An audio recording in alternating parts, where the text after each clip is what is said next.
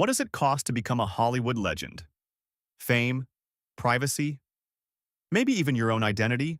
Because the man the world adored as Rock Hudson spent most of his life hiding the truth about who he really was.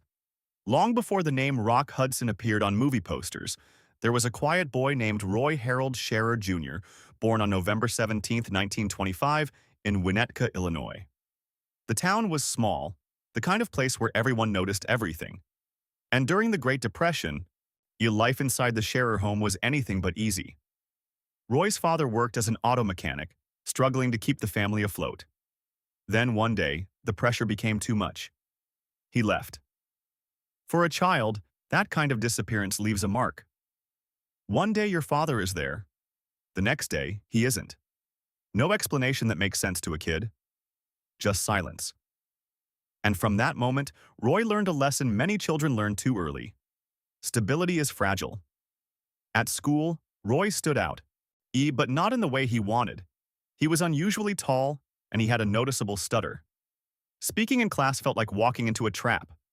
Words wouldn't come out smoothly. Other kids noticed. Some laughed. So Roy did what many shy children do. He stopped talking unless he had to. Instead, he watched. He studied people. How they moved, how they spoke, how they commanded attention. And the place where he learned the most wasn't school. It was the movie theater. Sitting alone in the dark, he watched men like Cary Grant, Clark Gable, and Gary Cooper move across the screen with effortless confidence. They were admired, powerful, certain of themselves. Roy wanted that feeling. After serving briefly in the Navy during World War II, he headed west to Los Angeles. Not with a clear plan, not with acting training, but with something Hollywood always notices: presence. Tall, broad-shouldered, striking. An agent saw potential immediately. But Hollywood didn't want Roy Scherer. It wanted a symbol.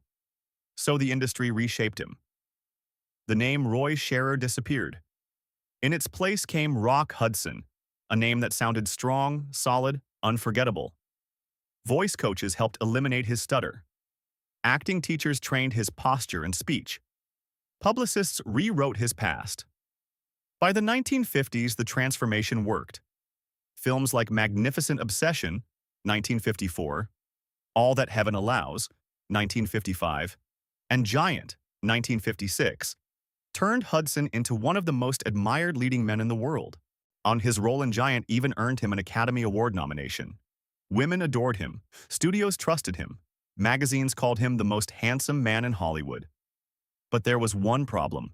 The man the public loved wasn't the whole truth. Hudson lived inside a carefully controlled image. In 1955, he married Phyllis Gates, a union many believed was arranged to quiet rumors about his private life. The marriage didn't last long. It couldn't. Because no performance, on screen or off, can erase the conflict between public image and private reality. For decades, Hudson lived two lives: the confident movie star everyone saw, and the guarded man who kept his real self hidden. Then, in the early 1980s, his health began to fail. At first, it looked like exhaustion, weight loss, fatigue. But eventually, doctors confirmed the devastating truth. He had AIDS, a disease that at the time carried enormous fear and stigma. When the news became public in 1985, it shocked the world. The symbol of Hollywood masculinity was suddenly at the center of a crisis the country barely understood.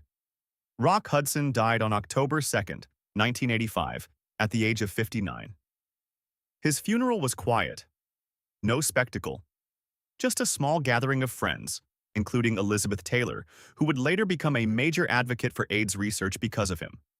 And in the end, Hudson's legacy became something far deeper than movie stardom. Because the man who spent decades hiding the truth ended up forcing the world to face one of its most uncomfortable realities.